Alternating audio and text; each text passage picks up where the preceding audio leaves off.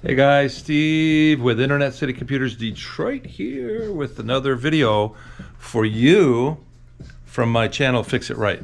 So a customer brought in a computer yesterday. We just had time today to bust into it and see what's going on. She said it was in storage for a couple of months in her garage, and then she fired it up and she was using it for about a week, and then she's got a video card with 4 ports in it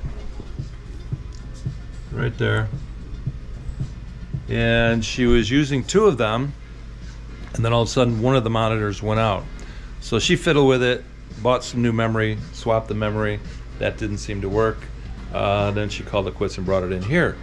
So we pulled the side case off, got our flashlight in there, and discovered while it was in her garage stored, some rodents got in there.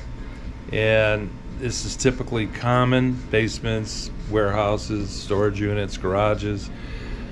Mice like to get into wherever they can to see if they can find food, tear stuff up, and this is what we have.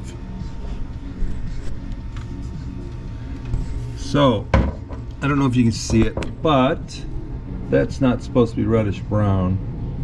And if we look around here, you can see some more shredded stuff. I think the cooling system's okay, but anyways, long story short, the video card is toast, the motherboard is toast.